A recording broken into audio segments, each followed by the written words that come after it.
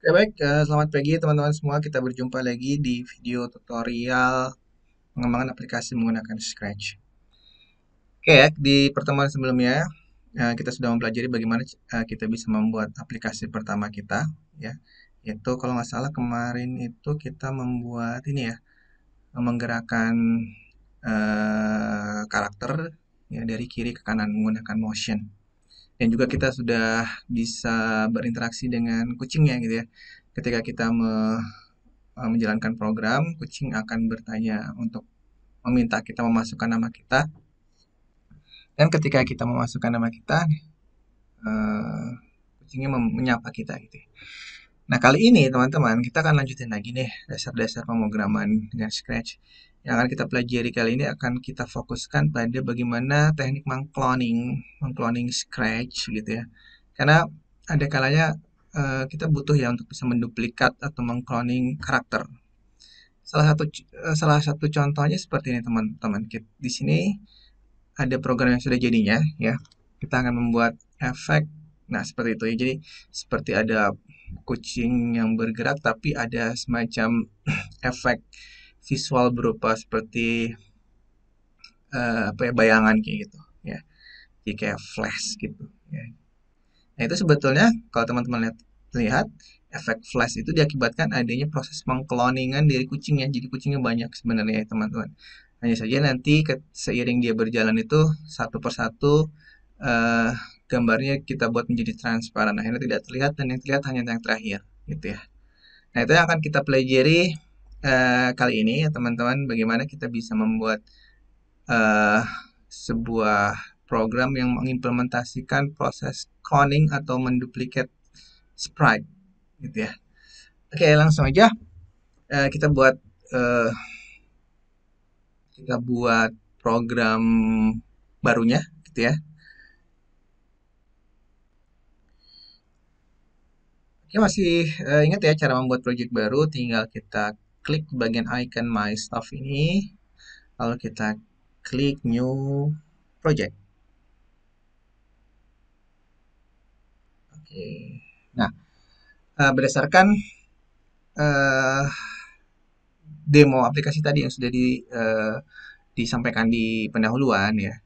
Di sini kita akan buat lebih dahulu hmm, backdropnya ya, backdrop atau latar belakang dari stage kita. Saat ini stage-nya masih kosong teman-teman, masih putih gitu ya. Nah, kita bisa pilih stage yang kita inginkan, misalkan ini. Oke, jadi nanti si cat ini akan kita gerakkan dari posisi ini sampai ke posisi ini gitu ya. Dan pergerakan itu akan menimbulkan seperti efek shadow gitu ya. Jadi ada kesan flash kayak gitu ya, atau ghost kayak gitu. Nah, eh oke langsung saja. Seperti biasa, sebuah event yang pertama kita butuhkan adalah when flag click. Ya, jadi ketika kita mengklik tombol play, maka di sini yang kita butuhkan adalah event when flag click. Oke. Nah, lalu ketika uh, flagnya ditekan atau diklik, langkah berikutnya adalah kita ingin menggerakkan uh, kucing tersebut. Ya. Ingin menggerakkan kucing tersebut dan lalu kita cloning. Atau bisa kita balik ya, kita cloning dulu baru kita gerakan gitu ya. Nah, untuk mengcloning itu ada di bagian sini ya teman-teman, di bagian control ya. Kita scroll ke bawah nih ya, create clone ya, create clone, create clone seperti ini. Ya, jadi ketika program ini dijalankan, dia akan membuat mengcloning sprite-nya, ya, mengcloning sprite-nya. Dan yang di-cloning adalah myself, artinya dirinya sendiri atau si sprite atau karakter kucing itu ya. Nah, langsung coba kita jalankan. Oke, apakah sudah terduplikat? Sebetulnya sudah ya, cuma karena tempatnya di posisi yang sama maka tidak terlihat. Tapi kalau kita geser, sekarang sudah ada dua kucing sebetulnya itu ya teman-teman. Nah, kita ulang lagi. Ya ini masih ada satu kucing aja. Tapi kalau kita jalankan, nah dia ada dua kucing. Gitu ya. Jadi proses duplicate duplikasi sebetulnya berhasil, tapi tidak terlihat karena dia ada di posisi yang sama. Nah, sekarang bagaimana agar ketika diduplikat dia langsung ke sana gitu ya. Nah, artinya kita harus menggerakkan hasil duplikasinya. Ya, jadi ketika ketika kita berhasil menduplikasi, objek hasil duplikasinya itu yang kita gerakkan, bukan objek asalnya, tapi objek yang hasil duplikatnya. Nah, gimana caranya? Nah, tadi saya sudah menyebutkan kata kuncinya. Ketika ya, ketika objeknya sudah duplikasi, objeknya dijalankan. Berarti ada ketika itu kan when, event ya, ada event. Berarti kita cari di tab event lagi ya teman-teman, tab event. Kita akan menggunakan um, when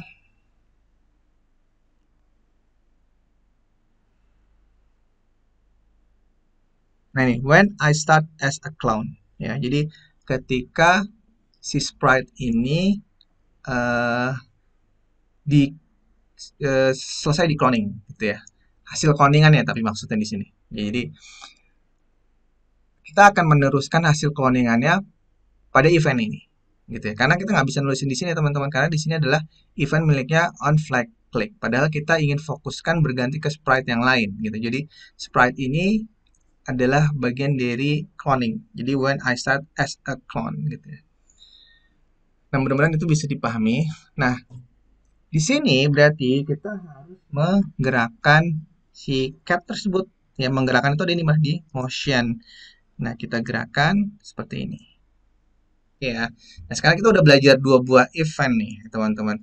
Ada event when flag click, ada juga when I start as a clone gitu ya.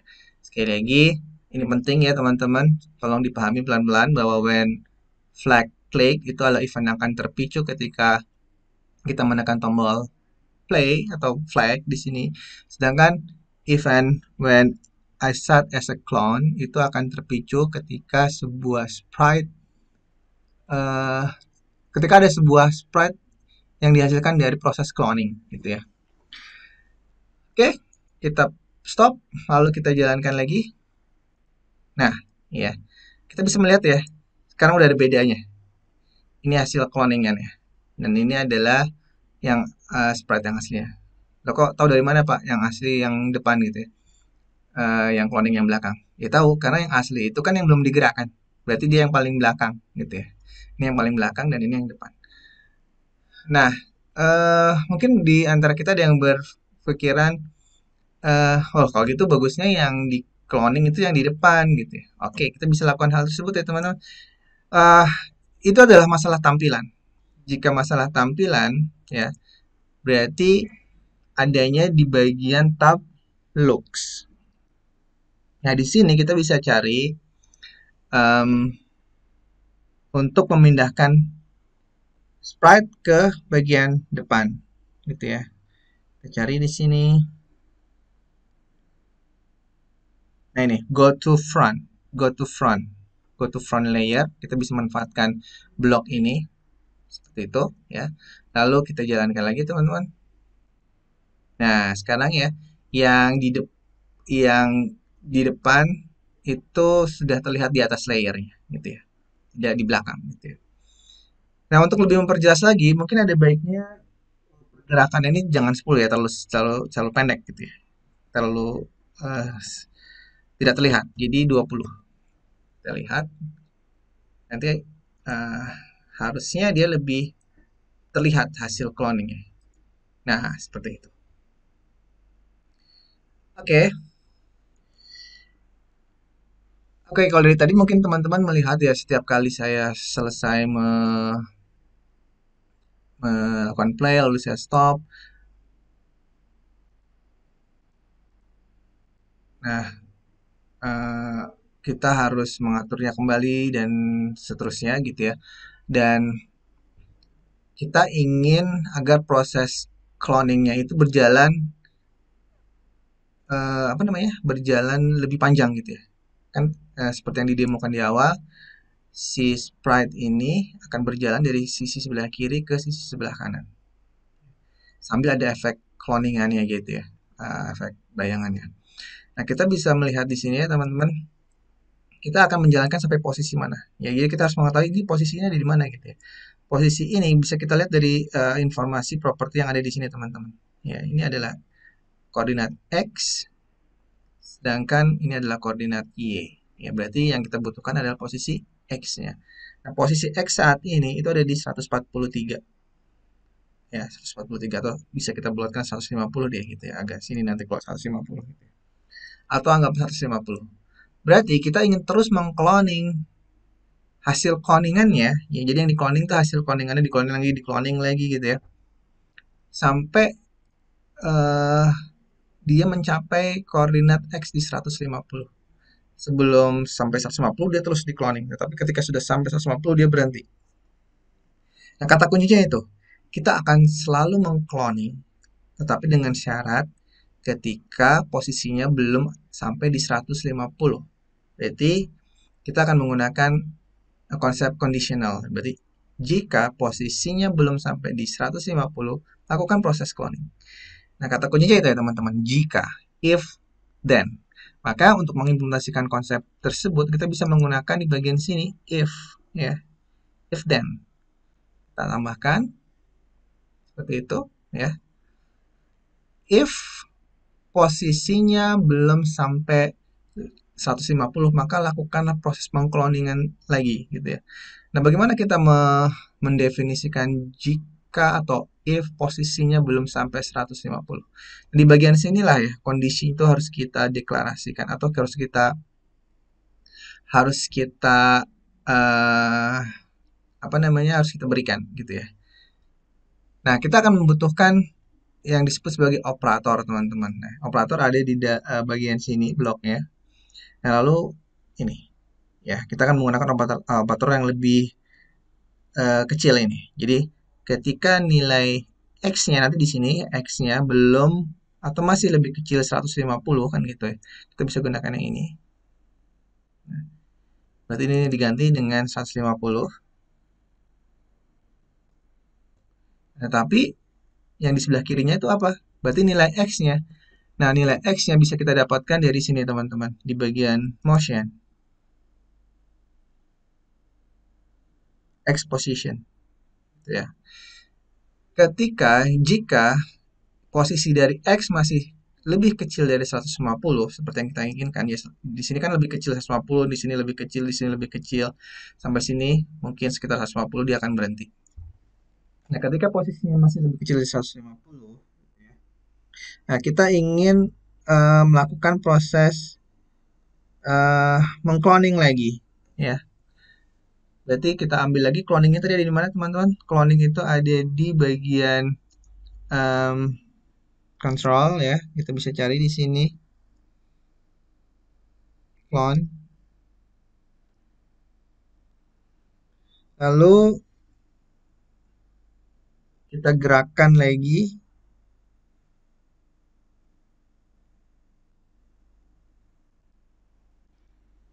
Atau kita coba dulu hasilnya seperti apa ya teman-teman. Oke. Nah, ini begini ya. Ketika posisi sprite-nya ada di sini, maka dia tidak otomatis ketika dijalankan nggak ke posisi awal dulu gitu. Jadi sebaiknya kita atur dulu ya agar setiap kali program ini dijalankan sprite-nya akan pindah dulu ke posisi awal gitu ya. Posisi awal ini ada di mana teman-teman bisa kita lihat di sini posisi awalnya yaitu ada di koordinat 137 dan seterusnya. Ya ini koordinat X dan ini koordinat Y. Nah, kita bisa ambil di bagian motion ya. Ini go to X, Y. Jadi kita posisikan terlebih dahulu di awal seperti ini ya. Jadi setiap kali kita menekan tombol klik pada flag, maka dimanapun posisi cat itu berada dia akan dikembalikan dulu ke awal, baru dia akan dilanjutkan ke tahapan-tahapan selanjutnya.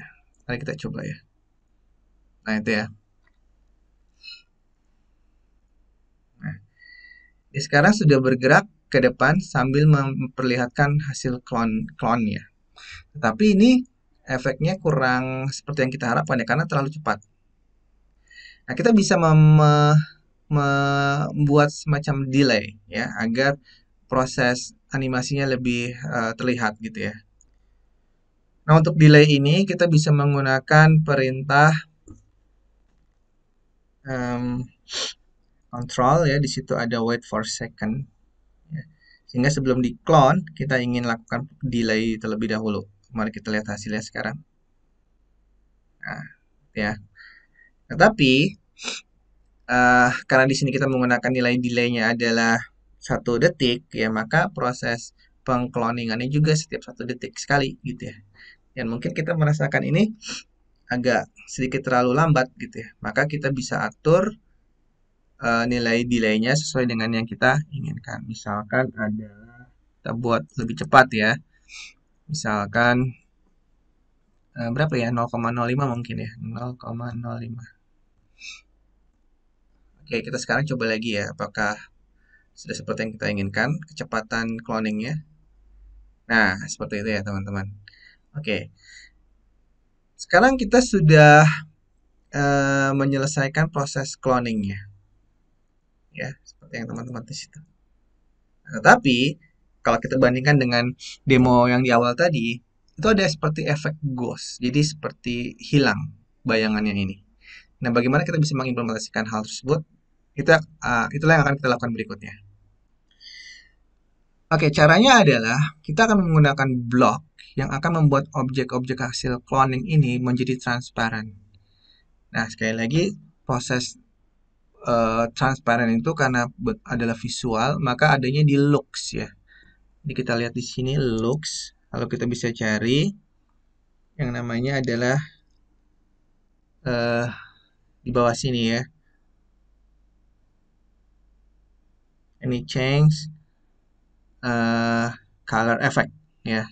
Kita bisa gunakan ini change color effect.